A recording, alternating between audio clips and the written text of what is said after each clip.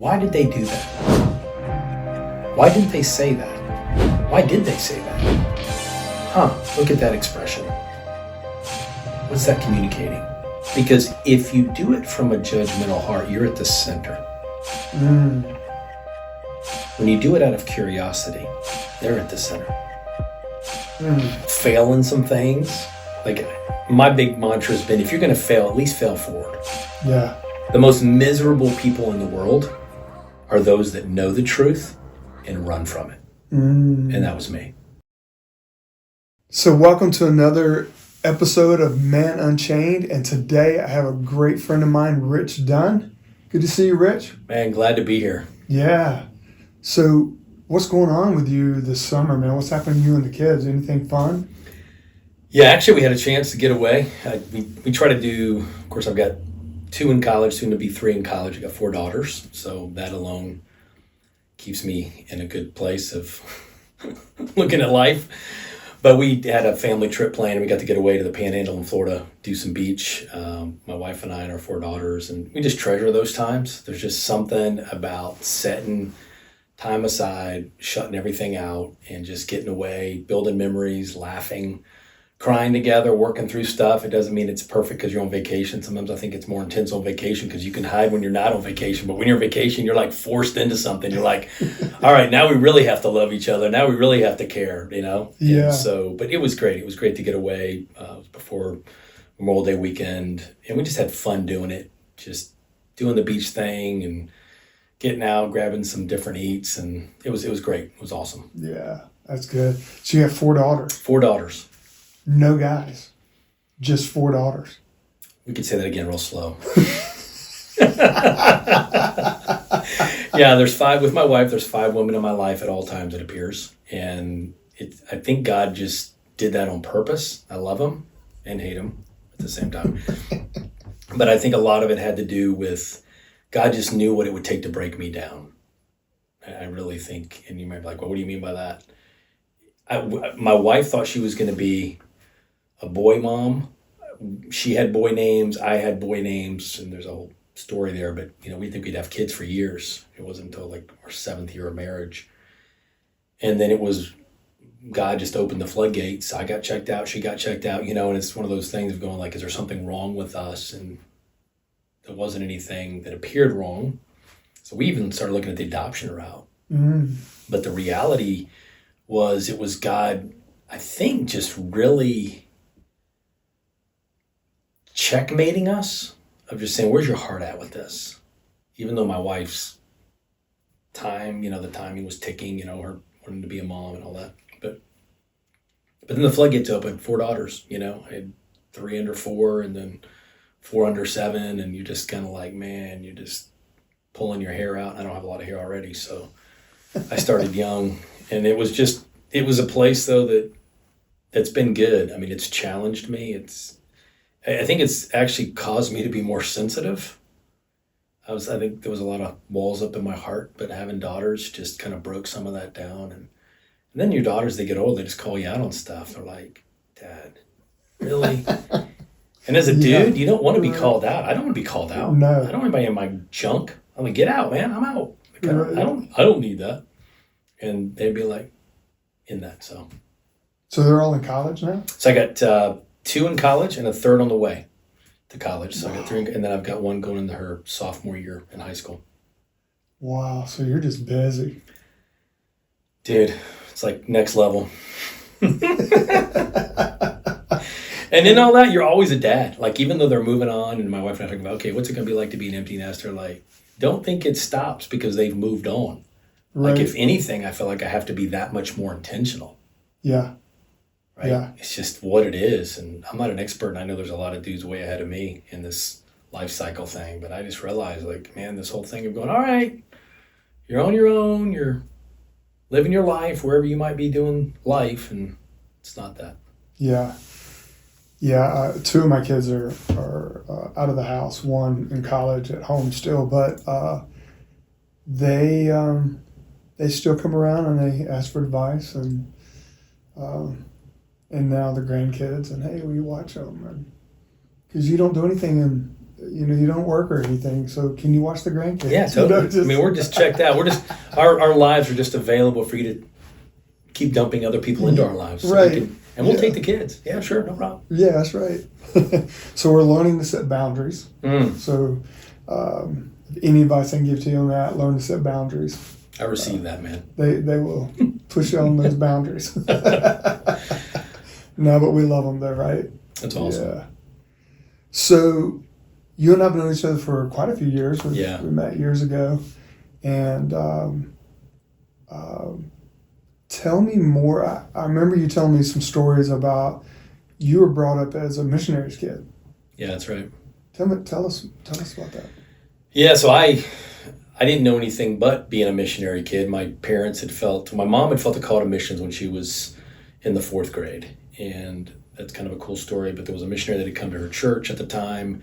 She saw this picture that this lady was presenting, and she thought she was presenting on the country of India. And that's what my mom saw, because that was the map. But as my mom felt this stirring in her heart, she felt like God was telling her to look at it again. And as she did, she saw the continent of Africa. Mm. So she felt a call to Africa. My dad, on the other hand, had grown up in a ministry family. My grandfather had been an evangelist that had traveled in a lot of different places in the world and thought he would just kind of follow in his dad's footsteps. Went to Bible college, and while he was there, met my mom. And during that time, there began a stirring in his heart for mission. They launched out to be local pastors after schooling. And it was during that time I was born. They felt a super call to missions. They just knew, and they knew it was Africa. So at 6 months old, they hit the road. I was 6 months old, I should say, and hit the road. And then we moved to Quebec, Canada, lived there for a year for language study. Then we moved to Switzerland, lived in Lausanne for additional language study for my parents. And then we moved to West Africa. So all my formative years were overseas. As a matter of fact, when I came back to the States for the first time, I was, 5 or 6. I realized I was from another country because I was living primarily my early years in other countries. And what part of Africa? So we were in West Africa, the country primarily we were in, which it was then Upper Volta, now Burkina Faso, borders Ghana, Ivory Coast, and that region of Sub-Sahara, basically.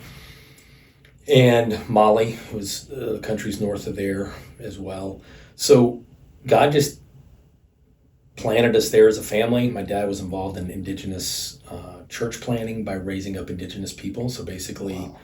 Back in the day, missions was primarily the white face or tan face, bringing the message of hope, of Jesus. And that was cool. But there became this place of recognizing, like, if we don't train up the local individual to reach their people, it doesn't mean that we're not reaching them. But how more empowering is that? How great are the opportunity to go deep and wide to influence a region, a country, whatever that might look like, a continent. And so through that, my dad and other missions groups were really starting to see the local African coming into their own. And that was powerful because most of Africa was colonized. And what a lot of the colonies, those that were colonizing those areas, whether it was the British or the Portuguese or the French, they would do what they call brain drain, which means they would go in, colonize a region, and then take out the best and brightest and bring them back or take them back to mother country, whether it was England or France or Portugal. So it left limited resources of people and even just practically resources, because they would come in and strip the land too. Wow. So it was a time where things were ripe for what God wanted to do. And so that's where I found my life. And then, we ended up being reallocated to Western Europe and Eastern Europe after that. So I spent a chunk of my definitely younger years, probably first 18 years plus of my life in an overseas context. Wow. So do you speak African language? Well, I speak French Okay. because the countries that we were serving in were French colonies, so I learned French. And I did speak an African language. It was called Moray. I can understand it some. It would probably take me, just to be candid about it, probably 6 months to a year to immerse myself back in to where I would need to expand the vocabulary, some of the conjugation, all that stuff. But yeah, it was my younger sister definitely had a huge handle on the language better than I did, and my dad did too, but he spent a lot of time having to learn it. What's one of your fondest memories of living as a missionary kid? It could be Europe or Africa. I think it's interesting how God allows your life to kind of weave in and out in kind of a seasonal context. And so being a young boy, this is what I remember, it was like every day was an adventure. There was so much out to kill you. I mean, cobras, vipers, mambas. There was a game park down the road. So you're dealing with all kinds of things like that. I mean, scorpions, you'd have to always shake your shoes out because a scorpion would find a dark place. So things like that. And I mean, scorpions that'll take a bite out of crime, I mean, they'd put a hurting on you. So you're always navigating this kind of stuff, kind of almost in a survival thing. But as a boy, you're like, man, this is the life. And then I had some monkeys, I had some baboons as pets, and they can be pretty ruthless. But it was fun. It was just living life, played soccer all the time because that was the only sport. I didn't know anything different but soccer. Wow. And so we were always doing pickup games of soccer. So all those memories kind of run together. But being a boy, climbing what trees we could find, going to some places where there was crocodiles, and, we'd try to throw stuff, things into the water to incite the crocodiles, and just see if they'd come after you. I mean, stupid stuff, but that's what, just a typical boy, man. I was living that kind of life, and I just figured everybody else did, Right. So. Yeah, so I can't even imagine that, growing up here in the United States. I mean, we don't have to really worry about anything, to be honest with you. We just go out and run and have fun and jump around. Well, I think that, even my wife to this day, she goes, Rich, like, you live your life like it's the end of the world. Like, you're just like, what's up, man? And she's right, because we were living in a context where besides there was, amoebic dysentery, which I got when I was little. There was, the water, of course, so many things are waterborne that you can get sick from. There was malaria, and unfortunately, a number of our family got malaria. But there was just sickness that would take people out. I remember as a young boy being a part of having to bury a missionary daughter who had died. She was 14 and she'd gotten meningitis, and it just took her out, right? Yeah. And so just seeing a lot of death, the average age at the time was maybe 35 for males and 38 for females where we lived at the time. It was the third poorest country in the world at that time.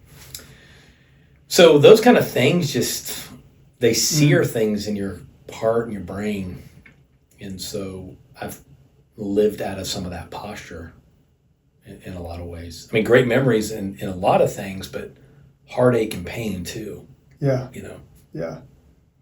How's that shaped who you are today? Great question. All I know is I'm in process. I'd love to say I'm fully shaped. But I realize so many of those things definitely have brought definition to my life.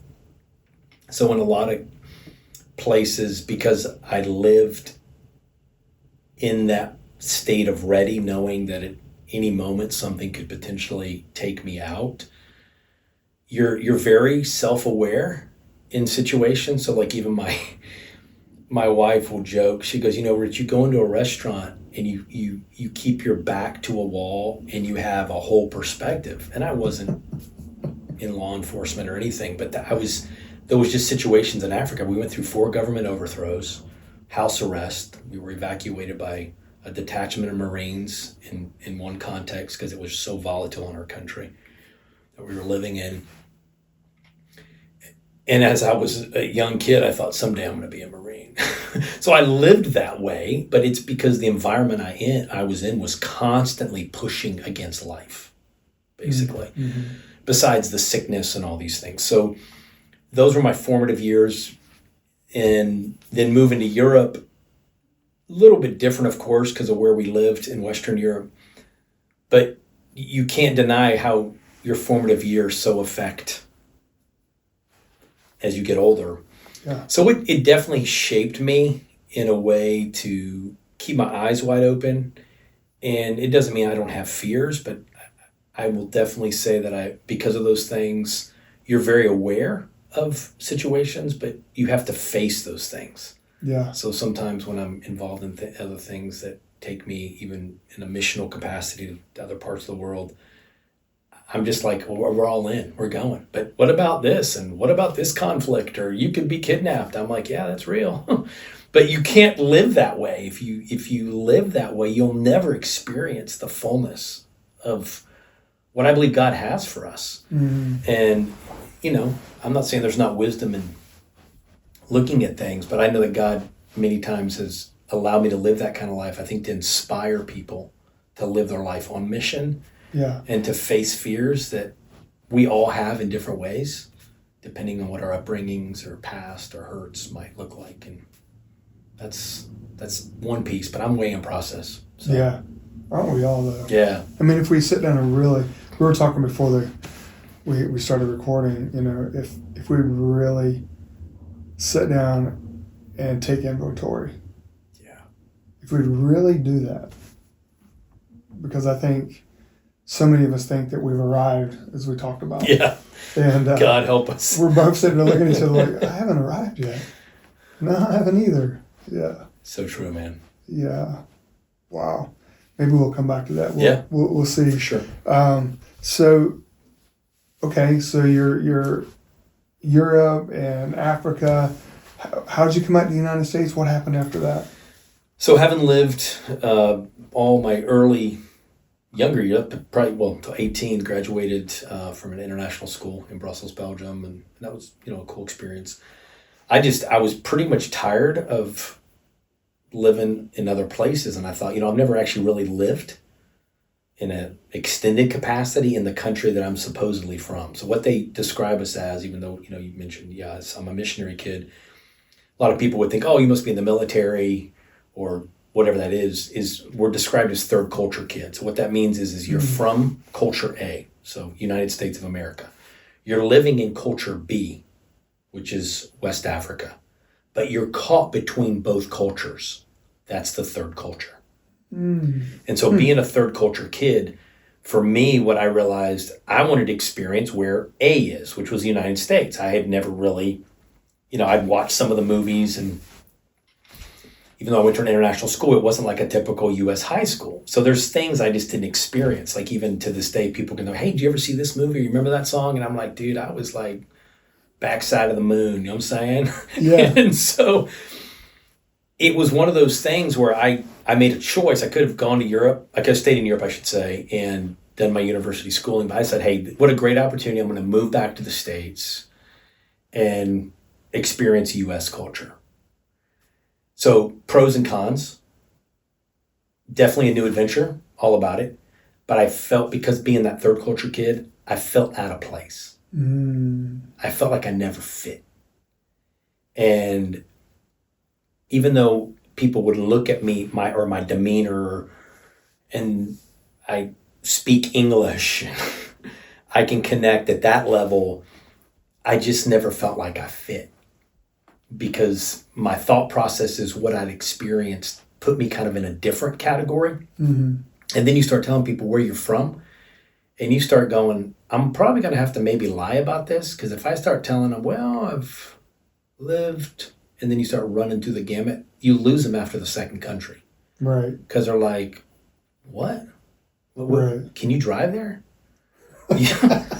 And so you start kind of dumbing down your past. Yeah. And so I felt lonely. Like I felt, honestly, just, I don't fit. But yet I wanted to be in America because I'm an American. Right? I wanted to experience what that was. So that's what brought me to the States. And I did school. I went to a school in Central Florida for a year my dad thought would be a kind of a good launching place. And then I ended up transferring to University of South Florida in the Tampa Bay area and getting my undergrad there. Wow. So, and that's why I'm a Tampa Bay Buccaneers fan now. The years were great when Tom Brady was there. I'm a Tom Brady fan. Yeah, so. well, and so is my wife because she's a New England Patriots fan, but she's a switch out. I mean, I think she just likes Tom Brady because she's like, he just always looks really good. And I'm like, I'm not gonna, hey, who am I to argue that? But yeah, and I'm a Gronk fan. So when they were together, it's cool. I mean, there's no question, man. Talent is talent. Goat is goat. It's what it is. Yeah. So, what happened after that? So I ended up coming back to the States. Literally, my parents brought me back. We spent a summer together, and I have a younger sister and a much younger brother. And so we just did life in the States. They helped me kind of integrate as best as they could, but they were heading back to Europe because that's where they were based out of. So when they left, it was just one of those weird feelings. I was excited to be on my own, and I've definitely been one of those kind of guys that I'm cool with being solo, but it became really real. Right. Because now I'm legit on my own. And so I tried to integrate the best I could in school. Did pretty decent. However, there was this tension in me of like, man, I just don't fit. And so I found myself trying to find peer groups, friend groups. And I was in a tough place in my own life. Like I pretty much kind of walked away from what I had known I loved God, but I was going to push the envelope and go, well, God, how much do you love me? Because I'm getting ready to walk on the wild side. And I already was living in Europe. I got into a real fast crowd, a lot of partying, and just living for myself in all kinds of contexts, sex and rock and roll, probably not so much drugs because I was an athlete and that just didn't fly for me. But yeah. And so just felt myself really just kind of starting to blow away. And again, running with another crowd in that whole Florida scene that just took me down, some crazy paths where it just took me farther and farther away from that relationship. And, I was performing in school and all this stuff, but it was kind of like just a facade, I was pretty much living for myself and I could do it, right? I really felt like it was a time in my life I was trying to figure out who I was. Yeah. I felt like I had a better identity perspective when I was overseas. Like, I think I realized maybe I fit better there. But when I came into what was supposed to be, I'm from the U.S., even though I was born, so I'm the only one of my brothers and sisters that was born in the States. My sister was born in Switzerland, my brother was born in Belgium. So I was the one born in the States, but yet I felt in some ways the most disconnected from the country I was born in. Wow. And I was trying to find that connection. Yeah. And so I found myself, it was funny, hanging out with people from other parts of the world or other military/missionary kids that had a similar life as me. And I felt like they got me, right? Like we could have story, we could talk, and like, oh, you get it. Like, oh, you felt what I felt. Like you're struggling to fit too, And so that was good, but at the same time, as long as I stayed in that group, it felt safe, but it didn't necessarily challenge me, right? Yeah. So that's where I felt like, well, I partied pretty hard in Europe. Let's just bring that to the States. And, Florida's a great place for that, I mean, it just is, you want to, pick a place. I mean, you got the whole Central Florida corridor. You got the whole Miami 95 corridor. So there's plenty of places you can go and just light it up. And people coming in from everywhere. And so I got into that whole scene. But at the same time, there was this kind of like gut-sized hole in my heart of like, I'm pretty much throwing the middle finger up to God, saying, I already gave you my time. My parents they've sacrificed everything. So what drove you to that though? I mean, I think some of it was seeing, so I went from one of the biggest challenges for me was going from a third world country and super poor, okay, to we moved originally to Brussels, Belgium. So Brussels had just been solidified as the new capital, economic capital of the European Union. So we're talking mid-late 80s. And it was in that context, it was the who's who that was moving there. So people of incredible means, incredible influence. And I was coming out from a missional context where at the time, if those people were able to make $30 a month, that was amazing. $30 a month? Yeah. To people that were in a whole nother stratosphere. Wow. So I wanted to fit in, as you would as a junior high school, you're trying to fit in and you realize you're in a world of super haves. And I don't mean haves, like super, super haves. And your parents were missionaries. They've raised support. And my dad and mom had a pretty good support base, but there was dynamics that were playing out, currency fluctuations, things that most of us don't even think about, inflationary pressures. And so what we were able to do and live looked very different. So I found myself really in a push and pull. And I'm like, well, God, if you're so amazing, how come my parents are going through all this? How come you don't take care of them? Right? Look at so-and-so. Look what they have. Yeah.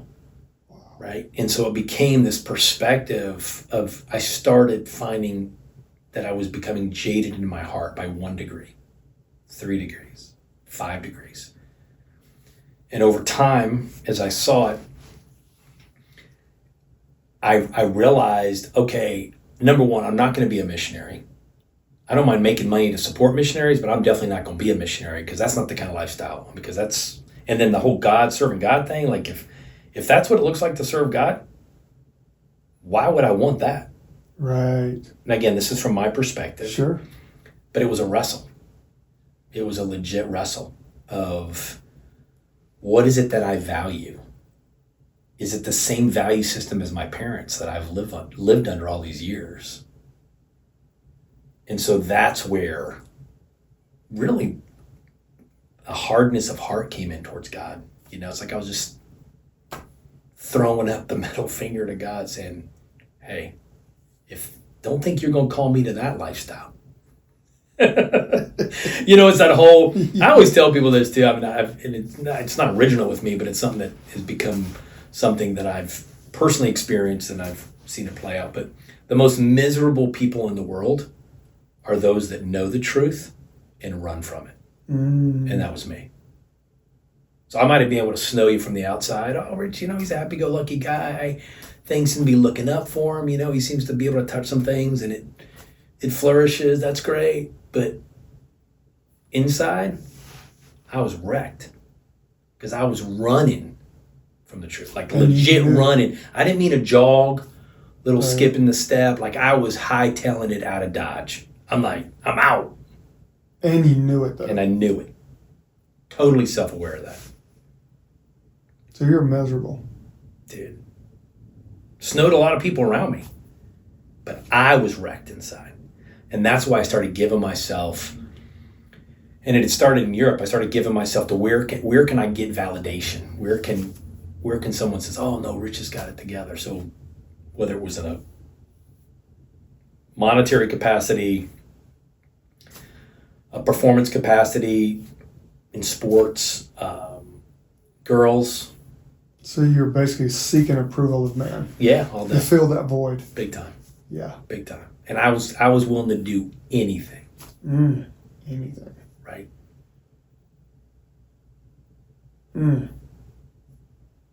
That kind of hits hard.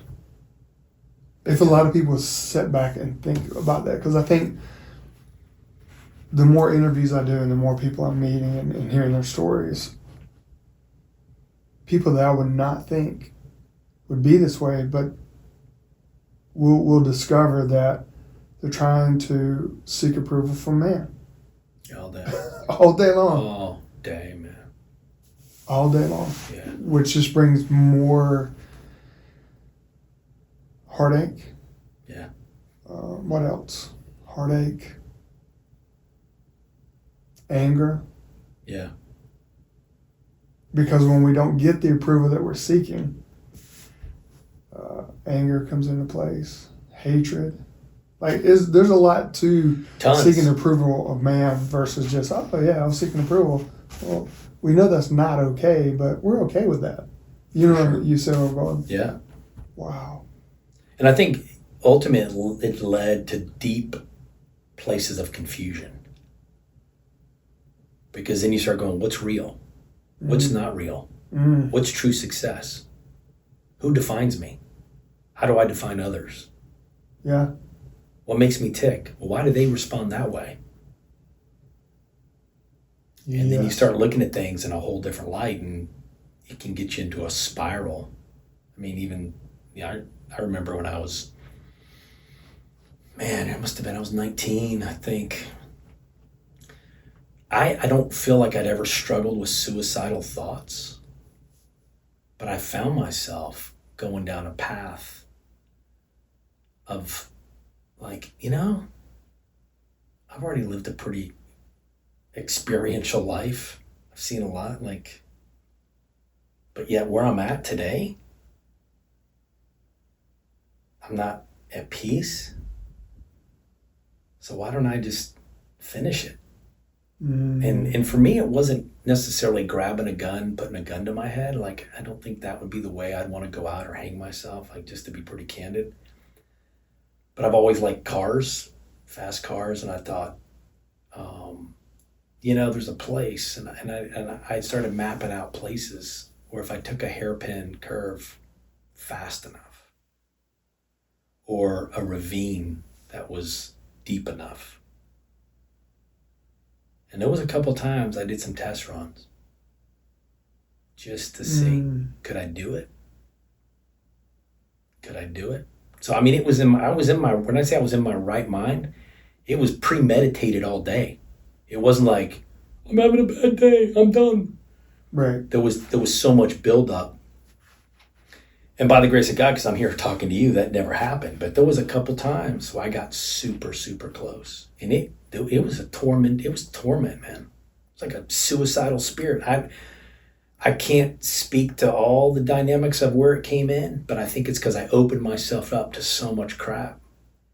I was giving myself to everything, whether it was girls and soul ties. I mean, you can unpack all kinds of stuff, but there was something that just came into me. And I remember I would do these test runs, and I'm like, ooh. But yet there was a part of me that says, just do it, Rich. Just do it. How'd you get out of that? I think the way I got out of it was not in my strength. I think it was because I had a praying grandmother, a praying dad and mom, a praying uncle. I had an uncle that would come down and see me in college pretty much every month and a half and spend time with me. He'd actually crash in my dorm sometimes. And he was always speaking life into me, and my grandmother would speak life into me. And even though my dad and mom were in Europe and you couldn't afford, there was no such thing as like internet, FaceTime and all that. It cost me a fortune. It could cost me, for 5 minutes, it could cost me $50 to call Europe back in the day, right? It's just what it was. There was no text. It was pre all that stuff. But different ones would just always speak life into me. And I wanted to reject it, man. Like, I didn't want to receive it because I didn't see myself that way. I bought the lie, right? I bought the lie.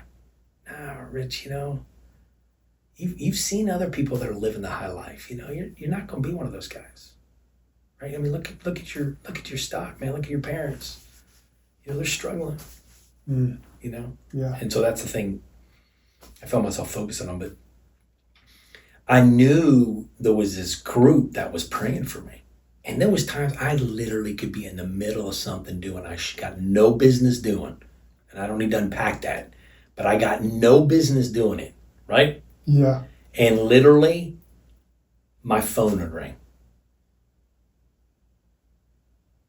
And I'd be like, why? I shouldn't even pick this up. And it'd be like my grandmother, or it'd be my uncle, or my dad said, hey, how you doing, Rich? Great.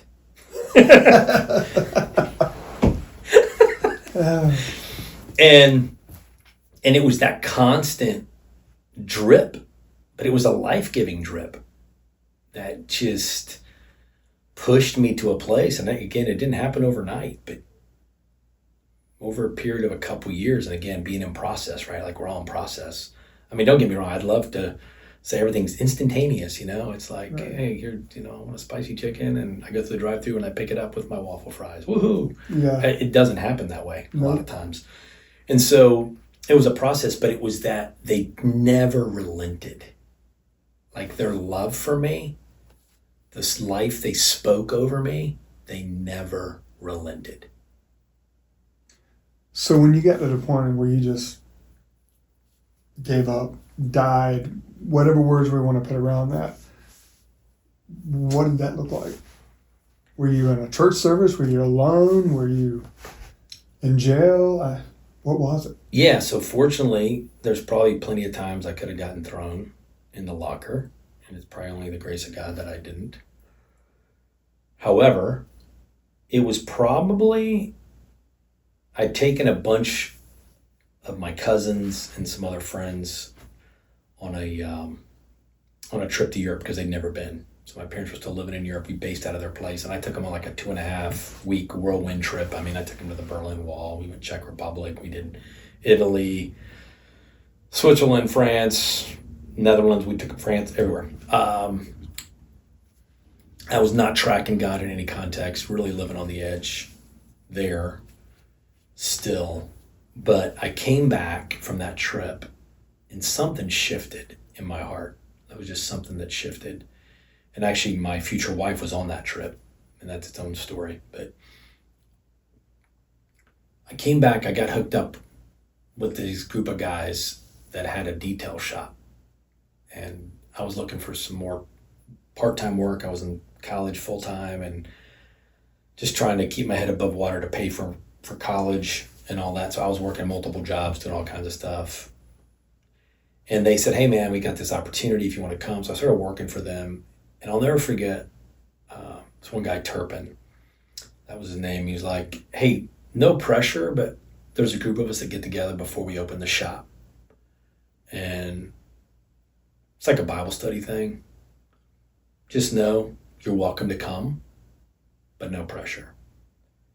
And I'm like, oh, God. I'm just looking for cash, bro. I'm just looking for greenbacks. Right. You know what I'm saying? Looking for Jesus right now. Right.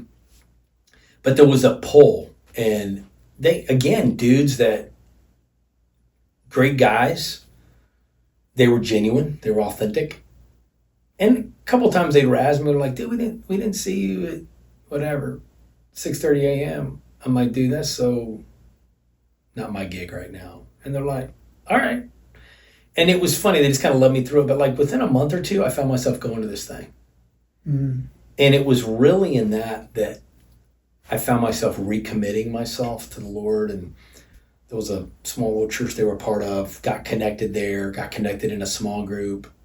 And it was like, you know how they talk about a slow fade? Yeah.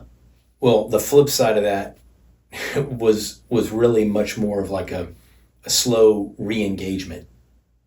Yeah. And that's really what it was. And so I found myself just bearing my heart to these dudes, to these men that cared. Like, and I was a younger guy, I had maybe a year left of college. These were older guys, but had gone through the school of hard knocks. One guy was ex-Navy, and the guy was a business owner and had some successes, but also failures. And they just shared some of that stuff with me and their journey, because one of them hadn't found God till he was like in his late 20s or something. So that kind of stuff was really cool for me because I'm like, oh, I can relate.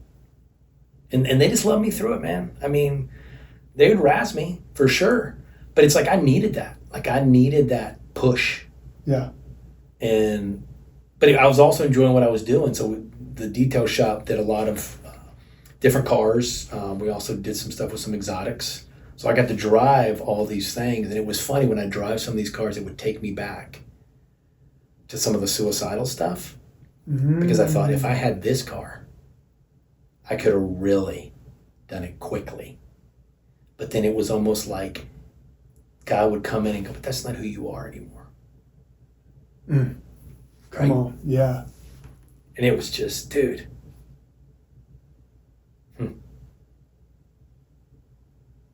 It was real. It was real. It's like that whole thing, God saying, that's not who I say you are. I've given you a life to live it to the full. So live it for me. Doesn't mean you do it perfect. Doesn't mean there's not going to be times you're going to have hardness in your heart, but just know I'm there for you. And so these guys just love me well. Through the eyes of Jesus, man. It was like game changer crap. Like literally crap. Because I didn't want it. But it was like unrelenting. And God just kept putting me in those situations. But also give me some desires in my heart. I got to drive all these different cars and we would detail them out and meet all these different people. But God was reminding me of who he was and all these things. That makes sense, because one thing I've noticed through our friendship is you just accept people. Just from an outward appearance, just watching you, even standing back and watching you in the crowd, you're always, how you doing? Give me a hug. Welcome. I'm not expecting anything from you. And that's what attracted me to our friendship, was the fact that there's no expectation. I feel like so many times we go into situations or friendships with an expectation. Yeah. And I think that time with the detail shop must have helped form and make that part of who you are now. Yeah, man, it's like where much grace has been extended. God calls us to extend that kind of grace, and these guys modeled that really well, and different ones in my family modeled that too. And I think a combination of all those things over time, it's like that whole concept of the rock and the chisel. I was a rock, right? Yeah. I felt impenetrable, but they just had that chisel and they kept hitting it in that one spot, week after week, month after month, year after year. And as big and bad as a rock as I thought I was, right. Legend in my own mind, it was the chisel that won that battle. Yeah. Wow. And God was just basically just wanting to break open my heart. Yeah. And that's what it was. Because my heart was so hard, And a lot of things, even what I did, were things against people.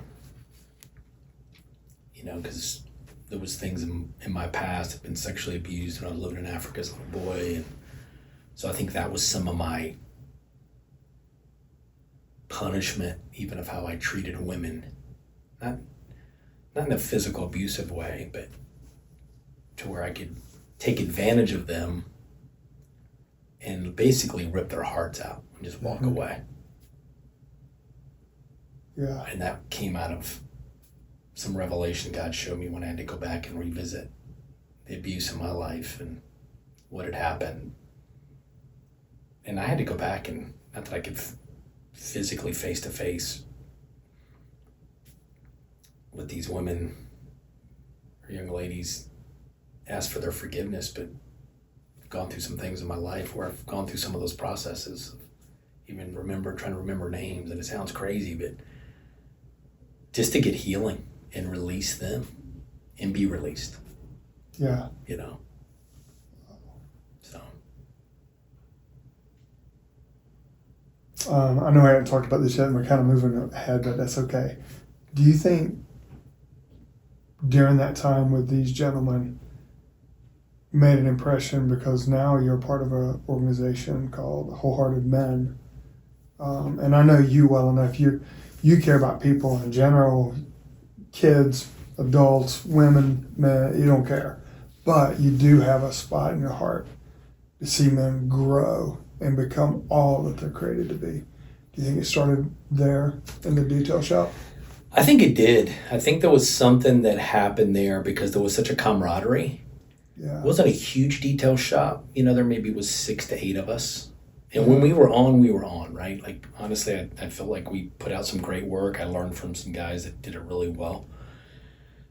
But there was a camaraderie. Like, I mean, hanging out together. And then when they invited us to the small group, we were just like a band of brothers, man, that did life. And it was cross-generational. I think that's where I've been so enamored too is, and I can touch on it later, but there's something about when you bring different generations together that are all moving in the same direction. Yeah. That is powerful. Yes. If it's just a bunch of us 20-year-olds hanging out, there's a place for that. But us 20-year-olds, we need the 40-year-olds, the 60-year-olds, the 80-year-olds. Yes. And wherever you are in your age, if you're listening to this, tuned into this, and you're 60, you need some probably 20-year-olds in your life. Absolutely. But you still need some even older sages. Someone else that, like, who's speaking into your life just because you're 67? Or just because you're 78? Same for somebody that's 22. Like, what does that look like? Mm. And so I saw the cross-generational dynamic be so life-giving that I found myself gravitating towards older guys in my life. And it was inspiring because as I gravitated to that, even in the small group, even in the detail shop and all those kind of things, I saw vulnerability. Older guys being able to say, yeah, man, I've had plenty of fails. And you don't hear that a lot. No. It's all about the successes. Right. It's the highlight reels. What's the top 10 highlight reel? Yeah. And it's like, well, how many times did you miss the dunk before you did the 360 windmill? Yes. Right. Let's just talk candidly. Yeah. We were talking earlier about Tom Brady. How many times did he miss it before he made it? I mean, even where he went in the draft. Yeah. Right? Now, granted, I get it. He probably felt like he had something to prove, but he had to be relentless in his work ethic. And I can't speak for him. I'm just an observer, an outsider looking in. I don't know him personally.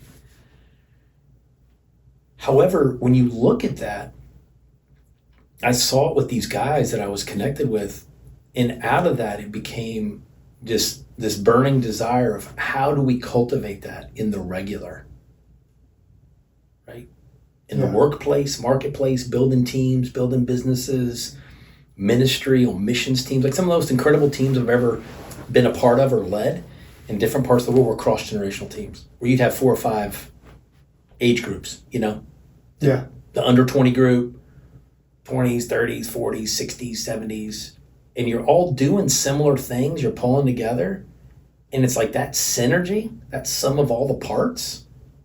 Yes. You're knocking it out of the park all the time. Mm-hmm. Because you're able to glean from all those different things. Like I think about what I've gleaned from so many people like that in my life. Yeah. I love it when you get with the older guys who can actually glean from the younger guys. Yeah. And vice versa. All day. Because we've probably both been in a situation with older men who just the whole time they feel like they're correcting you and looking down on you. And I love it when you get in the room where everyone's on the same playing field.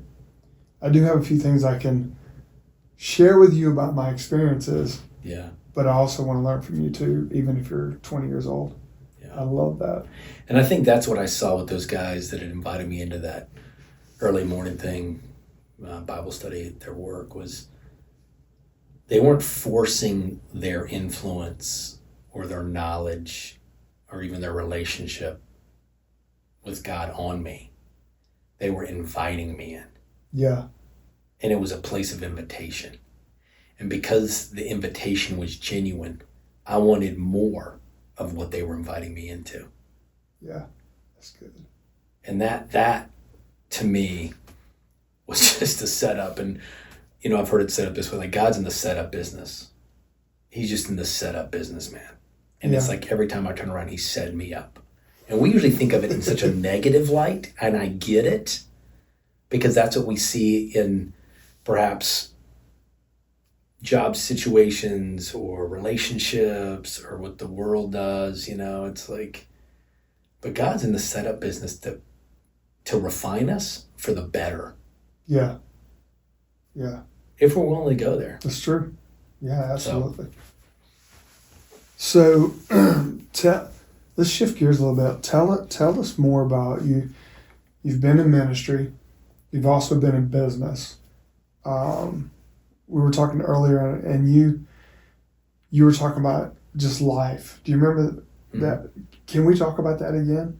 Like, there's no differential between your business person, your being a dad, all the different realms we were talking about. Can we go there, and then from there, can you just talk about some of your business and successes and lows in business? Yeah, back just a little while ago when you and I were chatting, we were talking about how there's different, and especially guys, we compartmentalize. I got my work life, my family life, business life, whatever that looks like, play life, hobby life. Yeah. And nothing wrong with that to discuss it in the context of, hey, it's like when you mentioned, hey, did you do something this year fun with the family or whatever? And I said, yeah, we went on vacation. So yeah, there's a vacation life in that context. But really, God's given us one life. Mm-hmm. And that's where I'm reminded, like, he's given us one life. Now, there's going to be a lot of things that are going to intersect with that one life. And there's going to be times where it might be loaded pretty heavy in the work context, or it might be loaded pretty heavy in the family context. And people talk about work-life balance.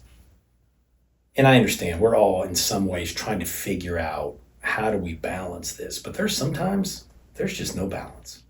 I believe that. And I think it's because it's one life. Our life has ups, it has downs, it has lefts, it has rights. Where's the balance in that? I don't know. The best time management gurus in the world will, even if they're honest with themselves and even what they propagate and what they sell, be like, you do the best that you can, but there's just times, I don't care what shaded color you got in your Google Calendar, bro. That ain't happening in green today. You know what I'm saying? It just ain't happening. Yeah. And I think that is what God continues to remind me of, is that it's one life. So my life has moved in and out of marketplace, business, to ministry, to taking breaks at times, to kind of re-engaging both of those arenas. And so early on, again, where my heart was, I was going to be one of those guys that I believe in what my parents have done as missionaries, so I was going to support them. So I was going to go make money, right? Yeah. So God started opening some doors to have some good opportunities to make money, working for some companies, sitting under some good tutelage of some different people.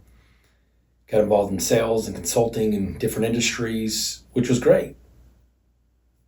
So from a monetary standpoint, there was things up and to the right. If we want to look at quadrants, right?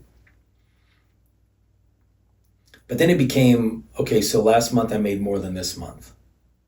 Or 3 months from now I'm going to make more, and I did. And it just became that game. Mm-hmm. And it wasn't that I wasn't tracking God in those contexts, but God was allowing me to fulfill some of those things. But some of those things became empty. And I started recognizing, like, there's got to be a bigger why. Because if the why is just to earn more, I've done some of that. And there's plenty of people that earn way more than me. But where I was doing pretty good. But my why was just, I'm going to earn some more. And then I'm going to earn some more. So I can give some more. And it became earn, give, earn, give. And I really was on a hamster wheel. Earning, giving, earning, giving. And I could maybe feel good about myself because we were giving X, because I was earning X plus. Right. But at the same time, it was opportunities to see, okay, what is it that I have a passion for? What do I have a desire for?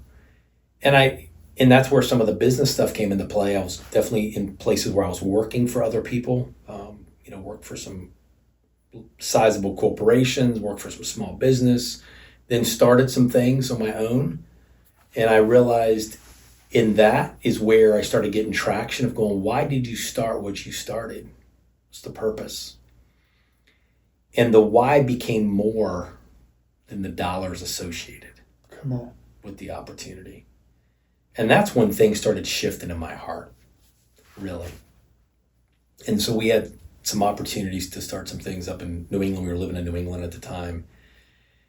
And I even how things were started, even starting a couple not-for-profits that we could have probably gone more in a for-profit realm, but we decided to start not-for-profits because I felt like it was something the community needed to own, not Rich Dunn. And so that allowed us to experiment with some things, fail in some things. Like my big mantra has been, if you're going to fail, at least fail forward. Yeah. Right? Yeah. Because we all fail. I mean, there isn't anybody that could come on to this Man Unchained and not speak with equal authority on failures as successes. And along with that, before we move on, I think also when you talk about failing forward, it has something to do with our mind shift. Yeah. Because I'm sure we've all been there. I've been there so many times where I've fallen and my mind just went berserk. I'm the worst ever, and blah, blah, blah, and boo-hoo me, and blah, blah. You know what I mean? And it just got worse and worse and worse in your mind. And I had a coach tell me one time, he goes, it's inevitable. You're going to fail. So if you learn to fail forward, and I'm like, what does that really mean? He goes, what I think it means is the way you think. You don't look at it as a true failure, like, oh, I need to learn this. Oh, I didn't see that coming. Just changing the way I thought. And so I've been learning to put that into practice. Yeah, it's good, man. For a long time now. And what times that I do fall forward and really just step right into a great attitude, it just seems things go better. And I actually learn the lessons quicker than when I'm like beating myself up or blaming somebody else. Yeah. For sure. So, yeah. No, that's good. And again, I think that adds perspective, right? Even just giving ourselves permission to fail. Like, how many of us give us permission to fail? Because that's such a negative thing. I mean, think about grades. You got an F? Well, I can tell you what, the times I've got Fs in my life, I never got an F in that course again. That's good. It was either course closed, and that was my final grade, or if I don't turn this around real quick, this final grade is going to affect where I move to into another arena. And so I really found myself kind of embracing the F. Yeah. Not owning the F, embracing it, saying, okay, I'm very aware of where I'm at. It's like I had a friend, I still have as a friend, who was a literally next level alcoholic. Came, got totally cleaned up, ended up being a sponsor, but he had an uncanny ability of recognizing when someone had hit rock bottom, even to where other people that had been his sponsors and so forth said, man, and he became a sponsor as well, but they would say, hey, man, you need to pick this guy up. He goes, nah, he's not looking up yet. He's still looking down. And I'll never forget that. It's like he just knew the guy had not hit rock bottom, because when he hits rock bottom, you're on your back looking up, going, I don't know how to get out of this. And I'm like, there's so much truth to that. There is. That's so good. And so for me, I'm like, Lord, I want to embrace the F. Yeah. I want to be looking up, because I know where I'm at. Right. I'm at the bottom of the barrel. And if you don't show up, if you don't bring other dudes, other guys into my life where I'm at, I'm out. That's good. So in the business sense, ministry sense, there's been some of those Fs. There's been some other things that have moved up, A, B, C, D kind of dynamics. But I've continued to learn and glean from those things and just receive from different people as well. I mean, I enjoy people. So for me, a lot of what I gave myself to had a lot of people interaction, which is why I would find myself more in a sales or consulting capacity, even in different companies. And there was times I was, bringing leadership to things, which was great, leading teams. I love building teams. Whether it was in a marketplace context or a ministry context. But when it's all said and done, you're never in the chicken business or the car business or the alternator business or the tech business. You're in the people business. Come on. And that's where I have found of continuing to be a student of people. Not an expert on people, but a student of people. What does that mean? What does that look like? Well, I think sometimes when you've had certain successes in your life, you feel like you are able to navigate this business because you've created the industry standard or you've somehow arrived. Number one, you're not where you're at on your own. Like, no one's solo. True. As much as perhaps there's some people out there that will think that they somehow did it on their own. That's the biggest lie going. Yeah. However, I think being a student of people is recognizing there's a lot of people that have helped get you to where you're at. And if you are a respecter of persons and you're teachable and you stay in a gleaning place, God will have a way of bringing personalities that will rub you in the wrong way, rub you in the right way. There's that iron sharpening iron, but if you've ever seen two blades come together and there's any kind of sharpening that's going on, man, there's friction, there's heat. It isn't comfortable. But if we're willing to be a student of that and continue to learn, not just personality types, and some people are in the DISC and Enneagram, and there's a working genius of how people can work together, some great resources that are out there. But just stepping back and studying people. Why did they do that? Why didn't they say that? Why did they say that? Look at that expression. What's that communicating? So you're suggesting do it from a heart of curiosity versus judgmental. All day. Because I think our first thing is to always judge. Why they do that? Why they look at me like that? Blah, blah, blah. And it's from a judgmental heart versus a curiosity. Because if you do it from a judgmental heart, you're at the center. When you do it out of curiosity, they're at the center. Say that again. That's good. So when you do it from a judgmental heart, you're at the center. It's about you. It's all about me. But when it's about curiosity, they're at the center. What makes them tick? Yeah. That's so good. Oh.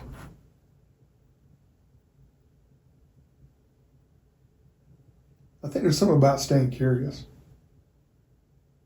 With yourself, with your wife, your kids, your friends, God Almighty. Yeah. So true. We were talking earlier, you had asked me, what's God saying to you right now? So I was unpacking a little bit. And so I think that kind of sums up what I was trying to find words to what's been going on with me, is I'm super curious right now. Instead of staying complacent or judgmental, I am super curious. What are you saying, Lord? Who am I? Who did you create me to be? Instead of trying to be like Rich Dunn or whoever. Sure. The next Tom Brady. Yeah. Go get him. Go get him. Oh, man. Before we close this episode, what you've already given us, there's so many nuggets that I've picked up today. I'm hoping men listening to this, or even women or kids listening to this, will go back and and recognize the nuggets you've dropped. What else would you, if you knew this is the last time you'd ever get to talk to anybody ever again, what would you like to say to people? I know that's deep. Well, that's one way to end it.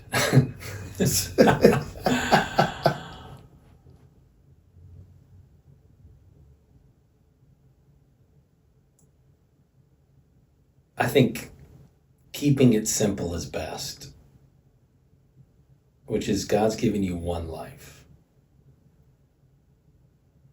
Live your one life in such a way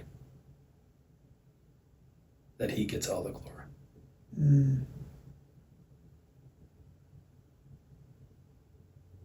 Because if it's about him, then you have nothing to worry about. If it's about you, that's all you have to worry about.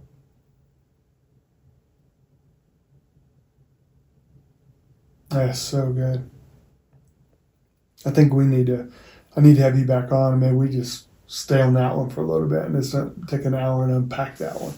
Because that's pretty deep. I mean, there's a lot of, I don't know, tentacles or avenues and streets to what you're talking about. Live simple. It's about him and not you. That's so hard to grasp, though. And I will admit I have not grasped it yet. Oh. But it's a reminder. Rich, I appreciate you. Thanks, man. We're going to have Rich back on. We're going to unpack some more stuff. But thank you for listening. We will see you on the next episode.